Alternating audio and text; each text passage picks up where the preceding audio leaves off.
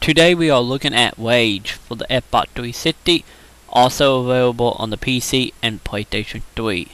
The story of Wage is of course the human race is more like coming to extinction, or so it seems, but not quite without a little bit of a fight, which of course the rich and intelligence and pretty much the important people all stashed away in thing called Ark to wake up after the events that unfold, which mainly is actually hitting the planet, wiping everything out. After the dust settle, certain people who are able to survive is actually released from the Ark and go on living their lives.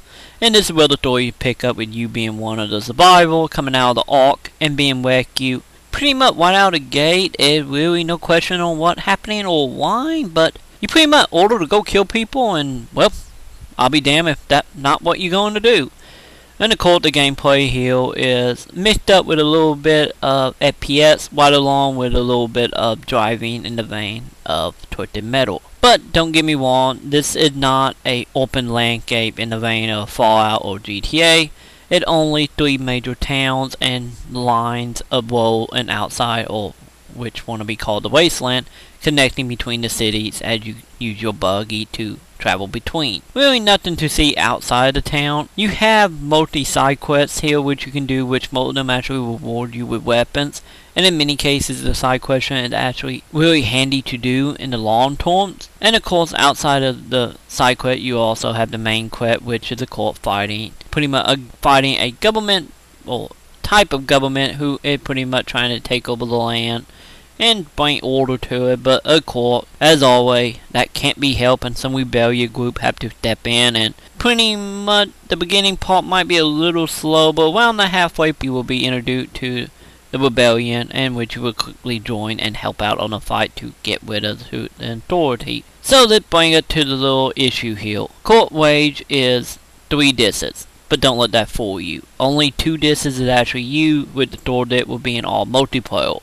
which in that case is pretty much what I guess you could say would happen if you met Mario Kart with Twisted Metal, and that's how the online is.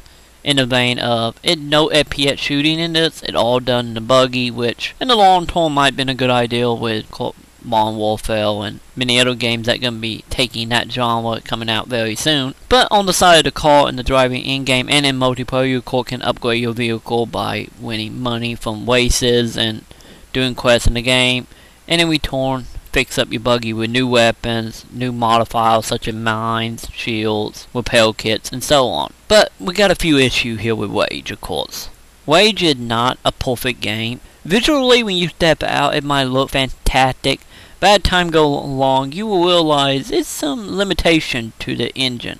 Everything might be look pretty from afar, but up close you will see a lot of texture extremely blurry, and really stands out, especially with a game that looked that good. When you run into these faults, it stands out like a sore thumb. On the other side of the problem is, of course, whenever you are in town, especially later on as you get into bigger town, you have no mini-map at all, and they expect you to pretty much memorize where everything is, which can be kind of irritating, not knowing where you gotta go at any given point. Once you learn the town, it's more or less flawless, but the problem is, by the time you actually learn the town, you're moving along to the next.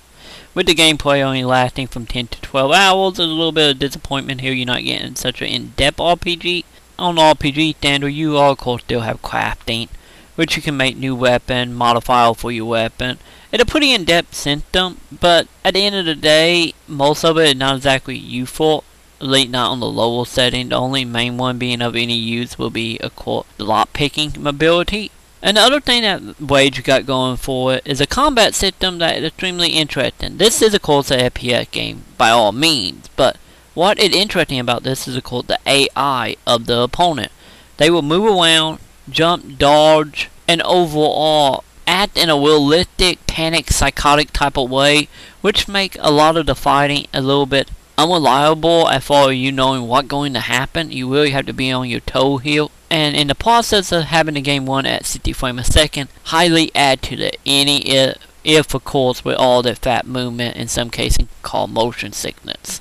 So be warned on that if you have that issue. But the combat overall, it actually feel good. The only issue with it is of course in certain scenario you will be trapped in a room where you had to clear out a certain number of enemies to move on. And when this happened, it's extremely frustrating because it seemed to last a little bit too long. But then again, this is id after all, and what id is known for is mainly the monster clauses, which you do not got to worry about. They have been almost extinct as well in this game, which they do come back at the end of the game.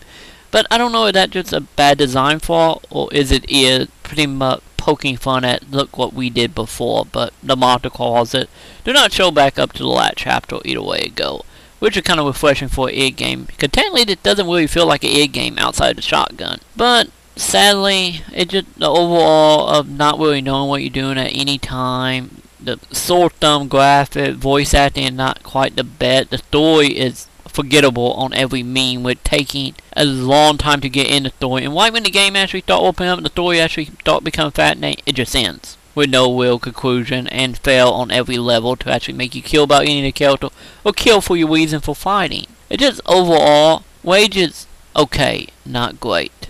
So with that said, I give Rage a 3 out of 5. Today's video is sponsored by the Knights of the Video Game Roundtable, which can be found at kvgtpodcast.com. The Norgasm Network Video Game Podcast, which can be found at norgasmnetwork.com. The Tiltcast, which can be found at tiltcast.com. The Carousel Podcast, which can be found at thecarouselpodcast.com. Also, don't forget to follow us on Twitter, which is of course EtchaPlayInfo.